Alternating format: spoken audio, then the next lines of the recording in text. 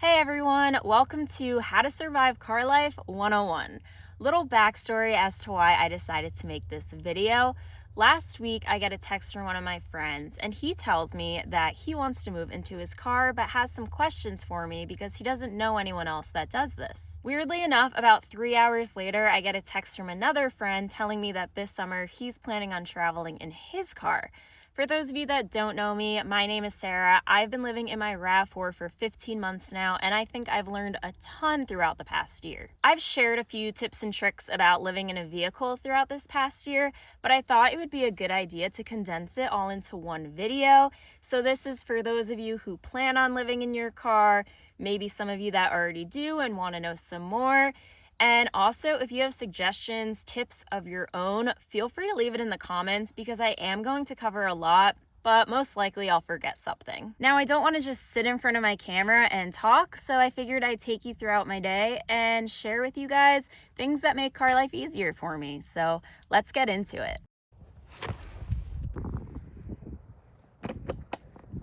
It's already so late, but I finally changed out of my pajamas. So speaking of material items, before you even move into your car, what should you pack? What should you bring? How should you set up your vehicle? Personally, when I first moved into my car, I wanted to be as minimalistic as possible. So I brought the things I knew I needed and figured as I went along, I can always get things if I decide that they're important to me. I really just started with the basics, a bed, a bin of clothing, food. I did not want to have a lot because I really wanted to prioritize having as much room as I could. I'm already in such a tight space, and I want to be able to move around as much as possible. Some things I accumulated along the way, which I'm super happy about. First would be a power station. I honestly don't know how I started without one.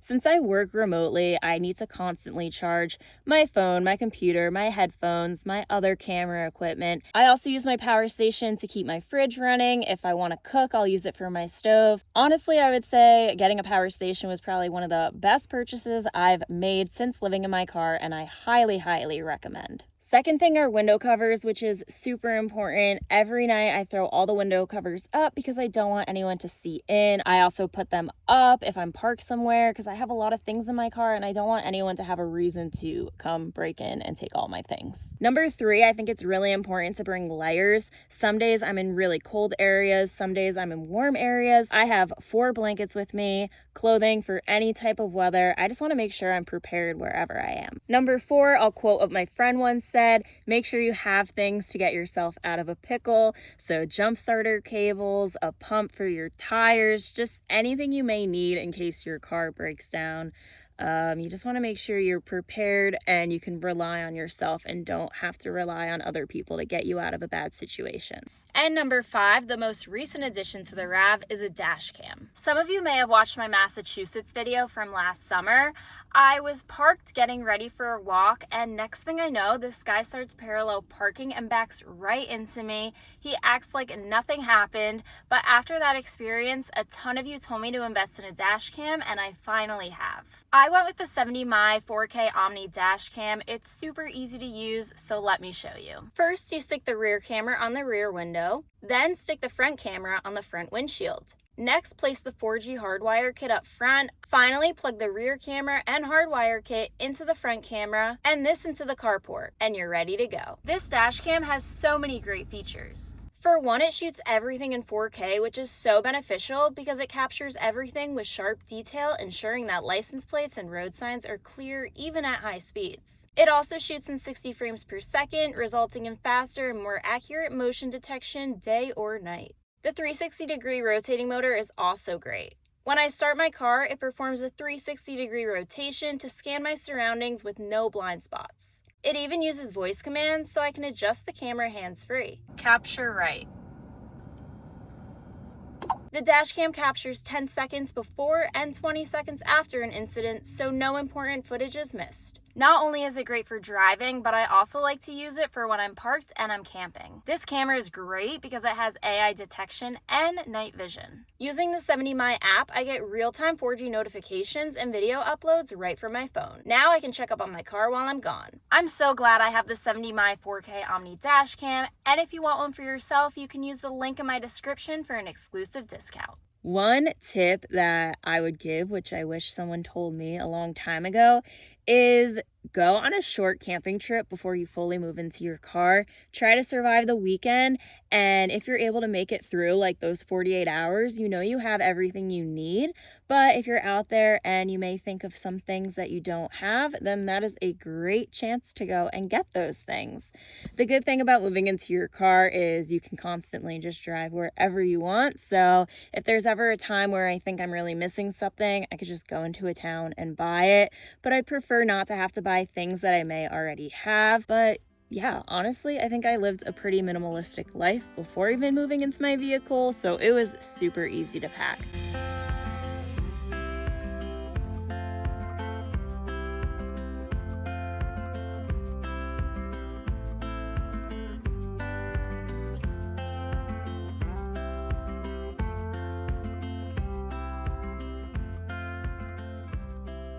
I moved it from a plate to a bowl because I tend to spill everything on me. Lunch today is super simple: 3 tacos with guac, corn, black beans, and tomato.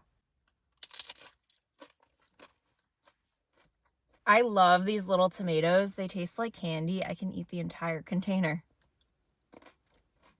When it comes to cooking and eating in a car, I'm probably not the best person to go to because my diet is very different than most people. Personally, when I first started off, I had a lot of dry foods, and that's because I didn't have a refrigerator or a cooler. And that worked for a little bit, but honestly, I just wanted to incorporate more fruits and vegetables into my diet. And I couldn't do that because there was no way to keep it fresh. So eventually I did get a fridge, and I do have to say it's a game changer. I like to go into a town or a city at least once a week, and that's when I'll get all my errands done, including grocery shopping. So once a week I'll get all my groceries, keep that in the fridge, and at all times I have an excessive amount of dry foods, lots of canned goods, just to make sure I always have something with me.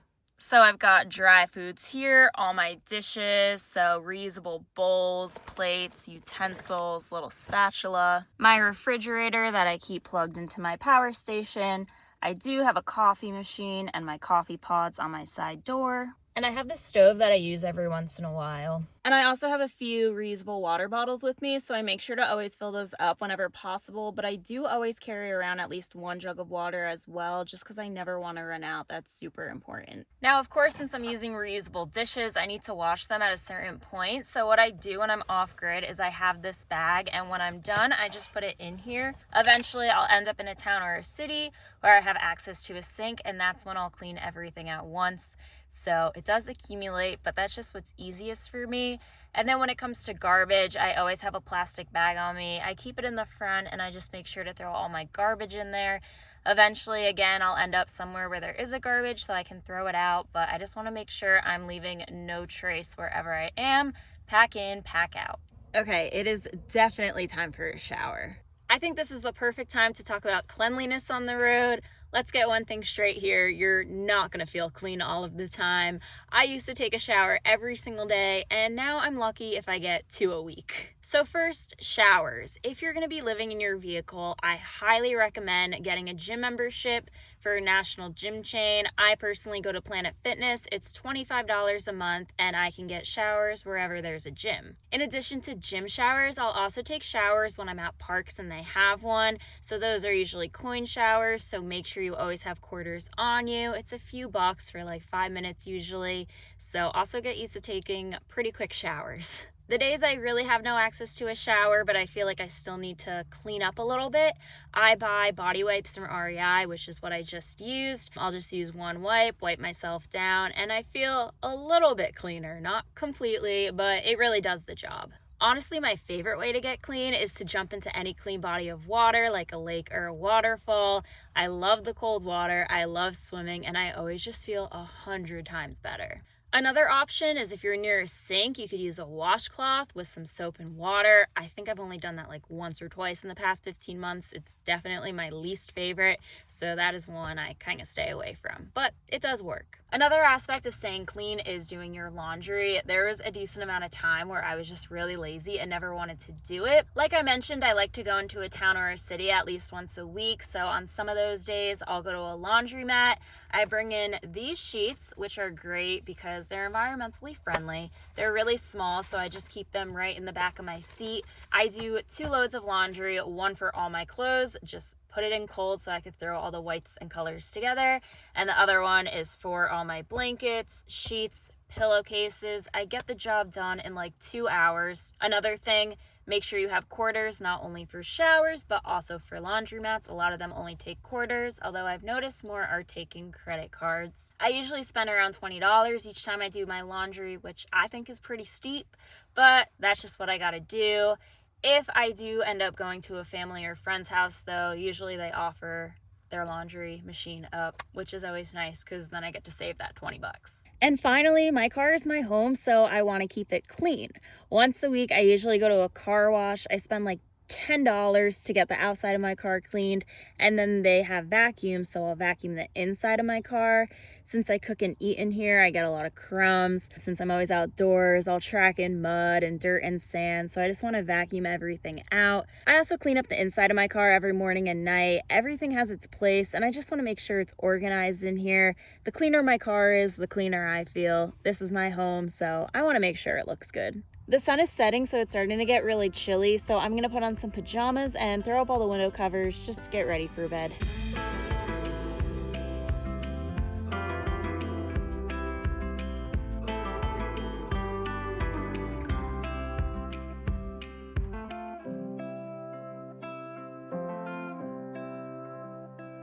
It's super sunny during the day, but then at night it definitely gets chilly. But that's okay, because I've got 4 blankets. Now, a question I get asked a lot is how I find campsites. I have explained this a little bit in the past, but I'm just gonna break it down again for you guys. Now, if you were watching my channel during the summer, I was traveling the East Coast, and you may have noticed that it was pretty hard for me to find places to camp at night. So I was sleeping at a lot of parking lots like Walmarts, Cracker Barrels, sometimes at beaches, but there weren't really a lot of free dispersed camping areas, so that was a little difficult. Now I'm out west, so things are very different.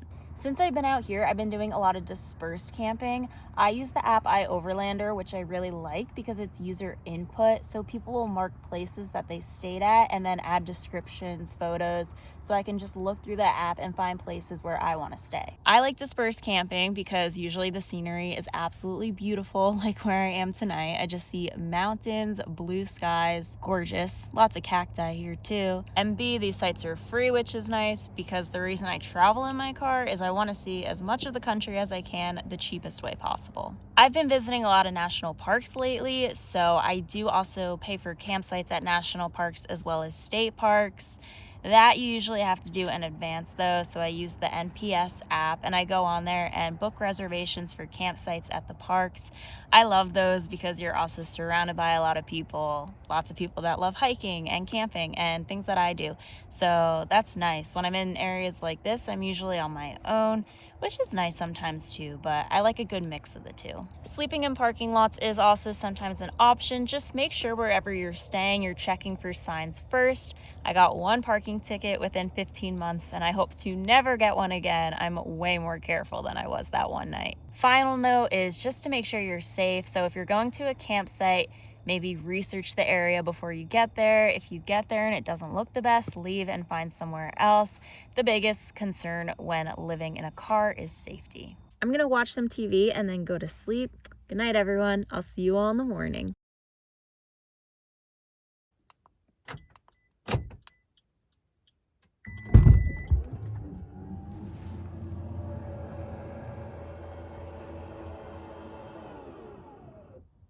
Good morning, everyone.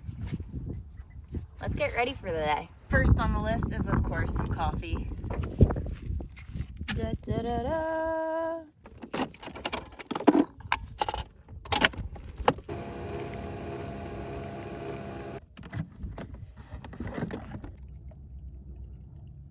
Cheers, everyone. That is so good. I didn't warm my milk up today because it's actually really warm outside. One other thing if you're going to be traveling in your vehicle full time is to pay attention to the weather. So where I've been the past month, it's really sunny and nice during the day, and it does get a little chilly at night, which is why I said I bring layers. But also I never want to be driving into a blizzard or something like that because it's dangerous, so I just wait for storms to pass. So yeah, just pay attention to road conditions and all of that. As I say, safety is priority. That was a bad spill. Got it on my pants too. I don't know what's wrong with me. I spill everything. It's honestly a little concerning at this point. And I just did my laundry, so now I'm gonna have to wash it all over again. It went through my blanket, through my sheet, onto this. It's probably on my mattress as well. Little note to self, don't try to balance my drinks when I'm in my car. I think I'm really smart, but honestly, I do really dumb things sometimes. I'm just gonna finish this and get my day started. Coffee's all done. Time to change out of these pants.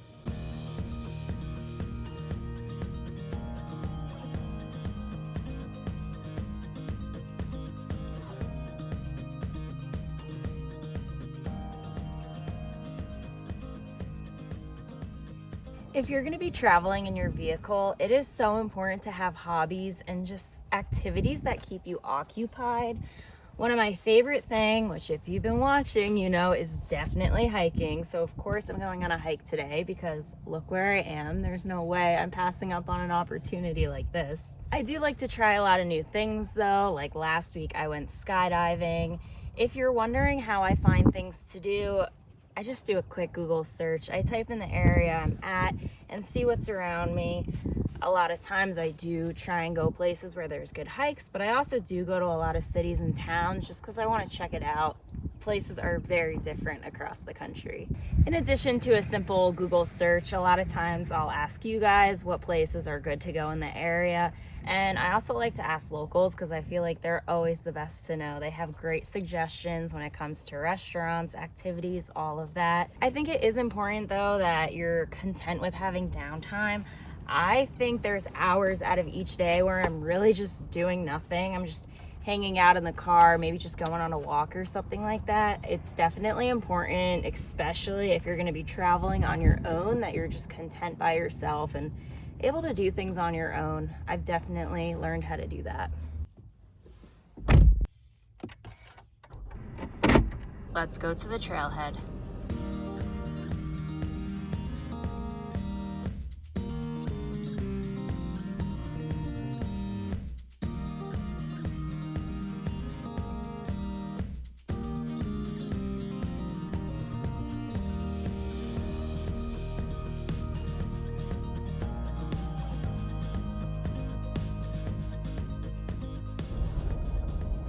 Made it. I've made it to the trailhead. I just need to get ready. One thing about living in my car is I'm outside all the time, so I just want to protect myself. Wear a ton of sunscreen. I'm gonna put a hat on because I'm always in the sun. I feel like I haven't gotten a ton of movement in the past few days, so today I'm doing a quick hike, 4.2 miles round trip with 2,000 feet in elevation gain.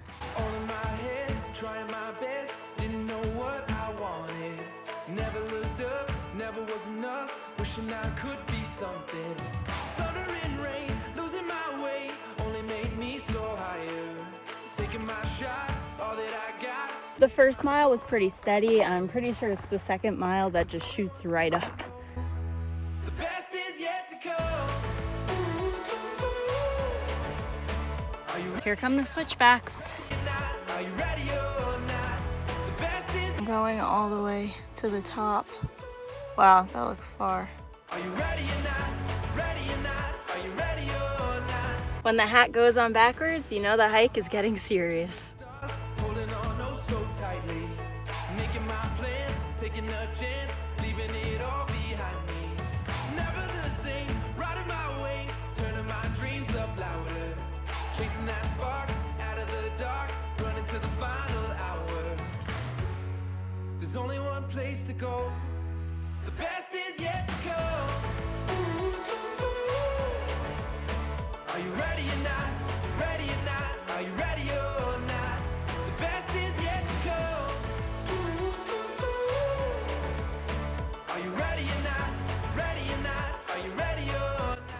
anything in there?